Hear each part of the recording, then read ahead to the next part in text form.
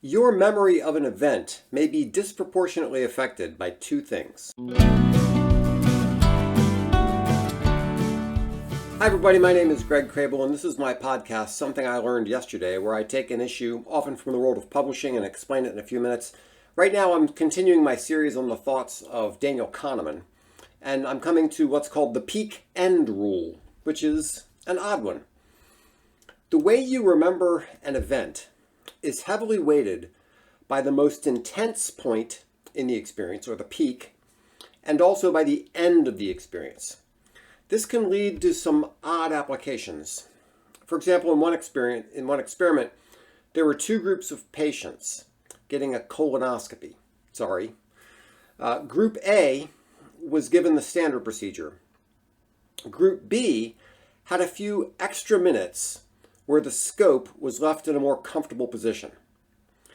The people in Group B rated the overall procedure as less painful, which raises some interesting ethical questions. Is it right for a doctor to prolong a procedure so the patient has a better memory of it? Well, how can we apply the peak end rule to events? I know a lot of people in my audience are very involved in events. First, focus on creating a memorable peak moment.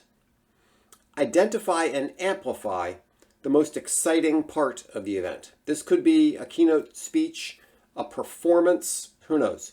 Try to surprise and delight, maybe with a surprise guest appearance or with special gifts. Note, however, that the peak end rule applies to how people remember the event. It doesn't necessarily incentivize them to attend the event. Those are two different things. In an article I link below, Ken Holsinger points out that what people attend at an event, or what they remember, is not what influences them to come. So after an event, when people say, oh, this was great and this was great, those aren't necessarily the things you should use in your promotion for the next event. They're different features, different functions.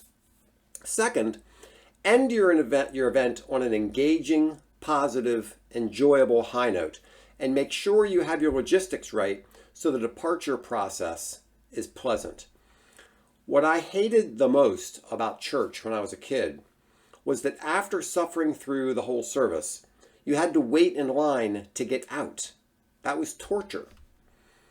One good way to end a business event is to have networking with high quality refreshments and opportunities for meaningful connections.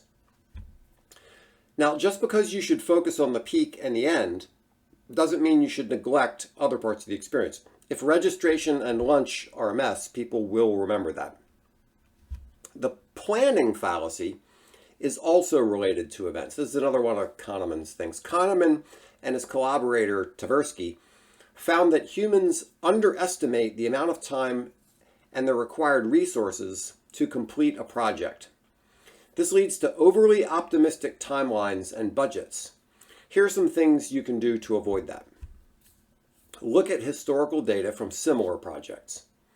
Break down tasks into smaller, manageable tasks that are easier to estimate. Establish clear milestones and checkpoints.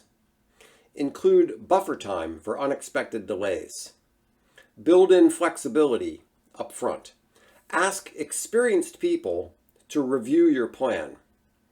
Use a pilot project to scope out the things you're not sure about.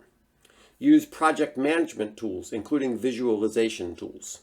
So if you do those things, you can avoid the problem of planning ineffectively, and thinking that you can do something faster than you really can. This would probably also apply to things like making an estimate for a client.